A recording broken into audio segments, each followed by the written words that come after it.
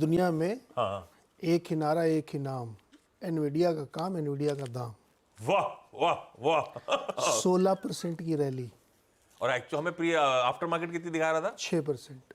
यहीं से समीकरण सब बदल गए। और मार्केट कैप बढ़ा है $277 बिलियन। मतलब ओवरनाइट एक रिलायंस इंडस्ट्रीज का जन्म हो गया है। हाँ। इतनी बड़ी रैली है वर्ल्ड की, मतलब इससे बड़ी रैली आज तक कभी नहीं हुई है किसी स्टॉक में। अभी कुछ हफ्ते पहले मेटा में हुई थी ऐसी रैली, जब उसने अपने रिजल्ट पेश किए थे, तब वो $170 बिलियन की थी मार्केट कैप में। और इस कंपनी के जो सीईओ हैं वो दुनिया के 20 सबसे अमीर लोगों में शामिल हो गए हैं।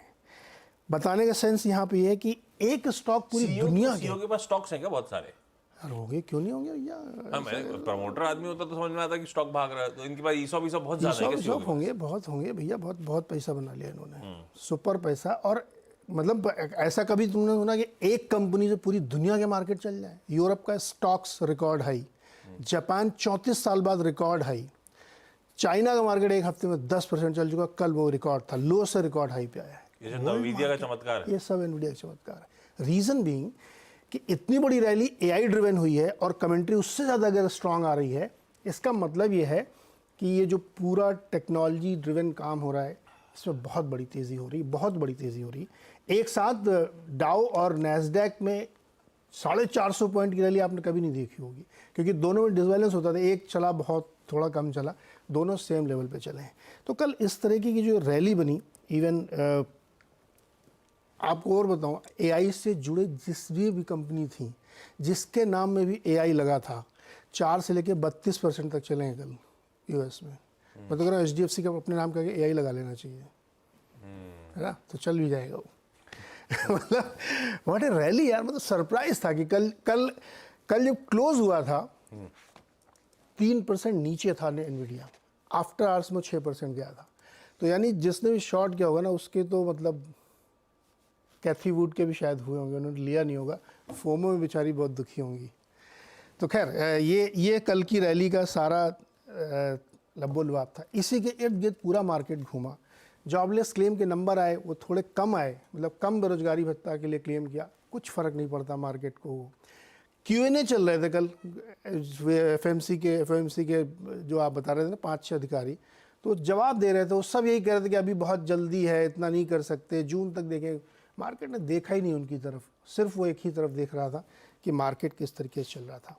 जापान में भी सरप्राइजिंगली 34 इयर्स बाद मार्केट हाई बनाया उसने, 89 में मेरे ख्याल में उसका हाई बना था, 89 में। उसके बाद कल वो 39,000 के ऊपर गया है।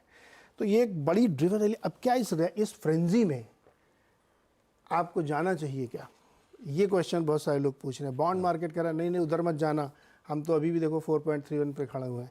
लेकिन मुझे लगता है कि कल भी मैंने आपसे कहा था कि स्ट्रक्चरली अगर आप शॉर्ट करके जाओगे तो फंस जाओगे, और यूएस में कल वैसे ही लोग बहुत बुरी तरह फंसे हैं। तो इस तेज़ी में वो गलतियाँ भी नहीं करनी चाहिए। तो कल तो भाई सिर्फ एनवीडिया, और कुछ भी और बताने के लिए नहीं है, नथिंग। और जो है उसी बात की इधर बात करके डाइल्यूट क्यों करना? हाँ, बात करके डायल्यूट क्यों करना, इधर ही बातें करके। तो दुनिया भर में एक ही नारा, एक ही नाम, एनवीडिया का काम एनवीडिया का दाम। एनवीडिया का काम एनवीडिया का दाम। और ये देखिए बहुत तगड़ी तेजी ने हाँ, ये चार्ट, ये इसको मैं दिखाना भूल गया था। इस चार्ट में आप देखिए गैप अप हुआ है, जब मार्केट खुला है तो गैप अप खुला है, और उस गैप अप को आप देखिए हाई पे जाके बंद हुआ है। कभी भी ऐसा नहीं लगा पूरे दिन के दौरान कि S&P में कहीं सेल ऑफ आ रहा है या कुछ बिकवाली प्रॉफिट होगी, कुछ नहीं हुआ। एकदम टॉप पे जाके 5100 पे खड़ा हो गया है। भाई साहब बढ़िया, अच्छे ग्लोबल संकेत हैं। अब इससे ज्यादा क्या चाहिए? अब देखते हैं हम कैसे उस पर ड्यूली रिस्पॉन्ड करते हैं। जहां तक आरबीआई, हाँ वो थोड़ा सा डिसअपॉइंटमेंट है।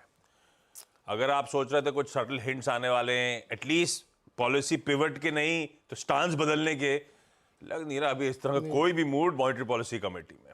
स्पेसिफिकली कहा जा रहा है कि जैसे यूएस में कहा गया था कि जब तक 2% इन्फ्लेशन का टारगेट अचीव नहीं होगा तब तक पॉलिसी पिवट की शुरुआत नहीं हो सकती। अपने यहाँ वो 4% है, 4% प्लस माइनस 2% ना, एक्चुअल 4% इन्फ्लेशन टारगेट है।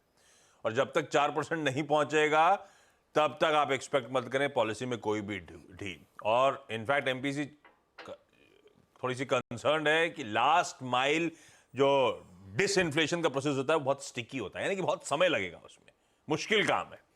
तो कमेंट्री तो बहुत अच्छी थी नहीं। और खैर जब तक वो नहीं मूव करेंगे हमारा तो वैसे ही मूव नहीं होना है नीडल। तो ठीक है, थोड़ा सा डिसअपॉइंटमेंट पर, आई डाउट बाजार उस पर बहुत ज्यादा रीड थ्रू करेगा।